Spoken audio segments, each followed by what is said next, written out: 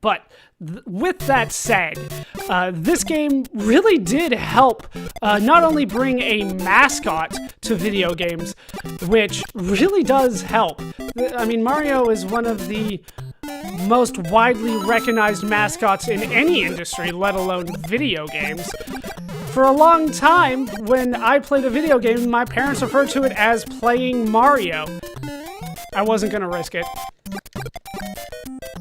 Because he was just so synonymous with video games. And this is the game that did that. Because it was a brand new experience. And I don't think that can be understated. Well, overstated, really. Right? It can't be overstated. Yes, that is what I mean to say. I had to think about that one for a second, though.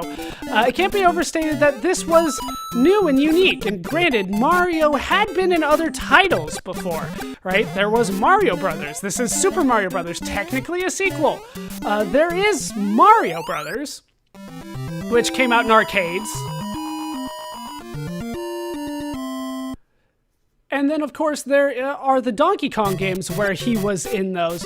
Although, Donkey Kong 2, he was the villain, which people tend to forget. The original Donkey Kong is still a classic. Donkey Kong 2 and 3, not necessarily held in the highest regards. Not compared to the original Donkey Kong. I can still make this. Careful, you'll hit your head on these platforms.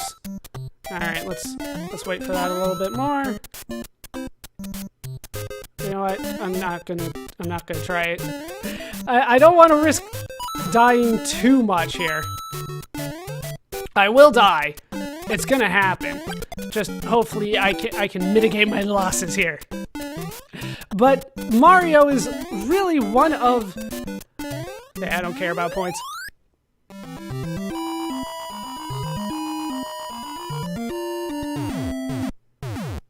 I get fireworks. One of the games that really did bring back consoles to the North American market, because the video game crash of 1983 was really serious. I mean, Atari pretty much folded after that. Well, I have to say pretty much, because technically they're still around. People like own the rights to their names, but it's not Atari anymore. Not really. But they never really got back to what they were. Damn it, Bowser. Keep your flames away! Alright, little safe spot there. Damn it, don't go this way. Go back. Go back. You cannot jump on the evil king's head, as I'm sure you are... Oh, come on! My toe touched him there. I got greedy. I just wanted the victory.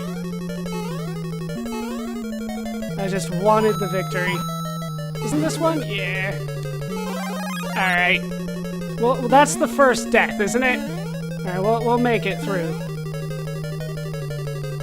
Freaking Bowser. My toe touched a single spike. Mario cannot live through stubbed toes. If there is one thing that I have learned, it is that.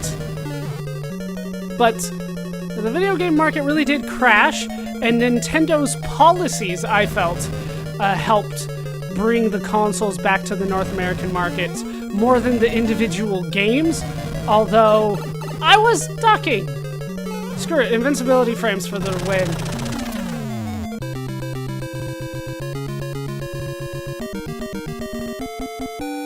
Thank you, Mario, but our princess is in another castle. Now we make it to World 4.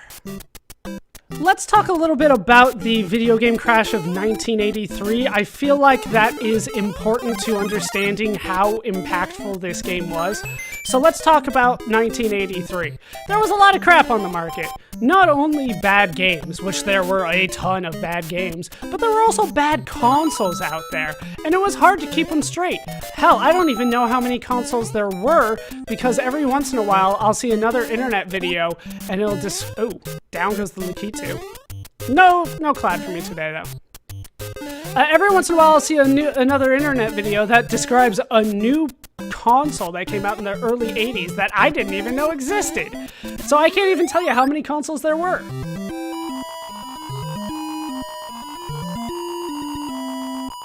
Not definitively, at least. But by my count, somewhere around 6.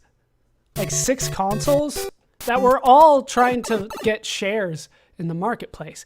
But there were a ton of crappy games. So even if you had the good console, right, you were not guaranteed to get good games. And there were a ton of bad games out there.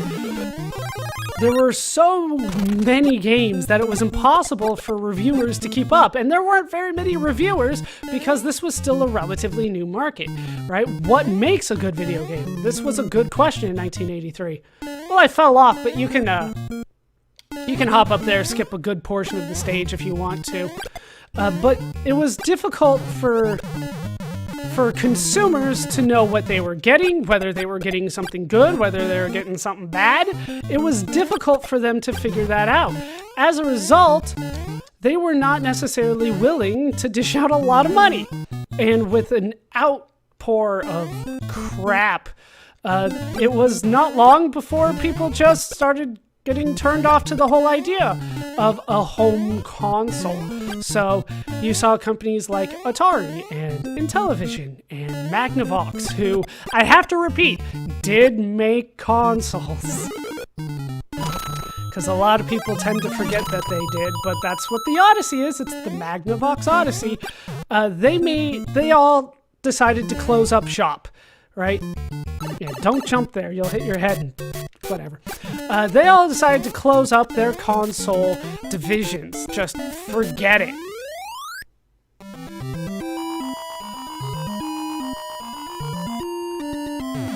Because people simply did not buy video games anymore because they were bad. That's the way that they had to look at it. Video games on the home console were bad, right? And people love to point at E.T. for that. I think that a better example for why the console market went down is Pac-Man for the Atari 2600. Because the Atari 2600 is probably the best console.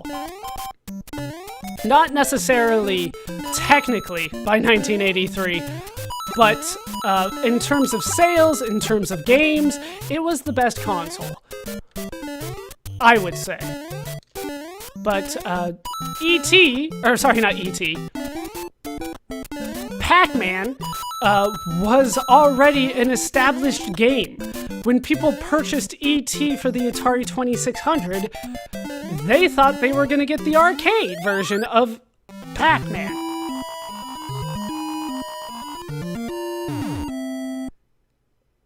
And they didn't. The Atari 2600 of Pac-Man is what's commonly known as a terrible port. Oh, by the way, there is a trick to this. Follow what I do exactly. Run up here. Avoid this and this. All right, now head through here. If you went through the bottom route, you would have to go through that again. Then head to the left here and down to the bottom. Once again, avoiding the fire.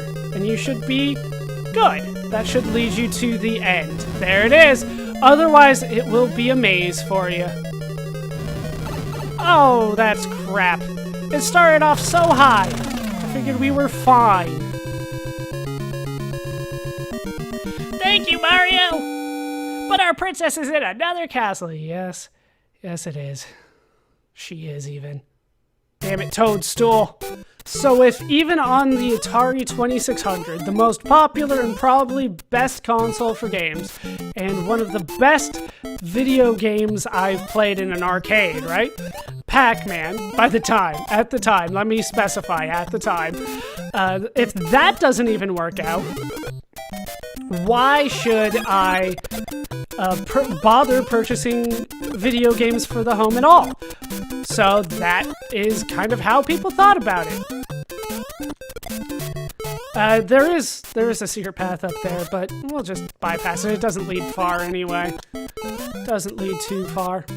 So a lot of people stopped purchasing, and as a result, electronics companies kind of got out of the video game industry. Keep in mind that not every video game console maker purely made consoles, and that's still how it works today, right? Nintendo makes video games almost exclusively, but Sony, of course, is an electronics maker, and Microsoft is mostly a software company, right? So, at the time, there were pretty much the television people getting involved in video game consoles. Freaking Hammer Bros. Somehow that counted. And when video games stopped making money for them, they just quickly stopped doing that, went back to focusing on televisions. Right, Magnavox comes to mind.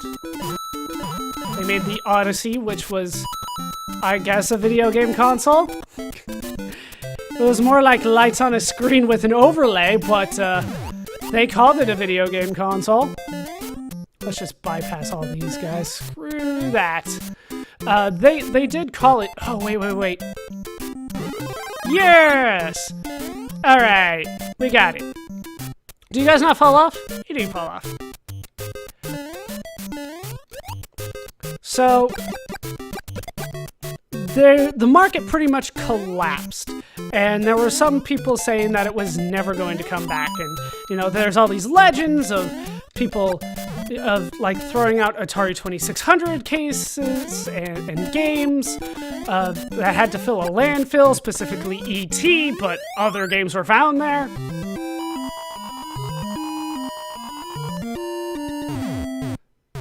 Meanwhile, though, the NES is, well, the Famicom, I should say, in Japan, is doing all right. You know, the family computer, Famicom, it's doing okay. It's not doing great, but it's doing all right. And then Sega, who made arcade games, lots of great arcade games are made by Sega, especially those early arcade games. They're releasing their Mark systems, their home computers, Mark 1, 2, and 3. 3 is what we call the Master System. No! Alright, we made it. We made it. I thought we wouldn't for a second there. They're doing alright, but they're still not necessarily taking... For the record, I don't think we ever see the bullet bill launchers this whole level. Ugh.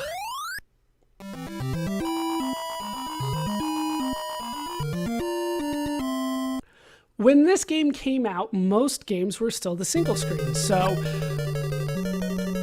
having the success in Japan, having a nearly collapsed market in America, I think I want to take the bottom path here.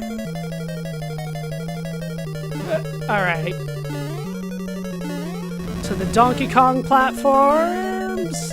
Alright, somehow we made that. This looks very similar. Okay. Whew. What was that? No, sorry, I can't talk right now. We're doing a castle. You can also kill him with fire, but I like doing it this way better. It only takes like 4 hits, something like that. Thank you, Mario! But our princess is in another castle! Yeah, but we made it. World 6.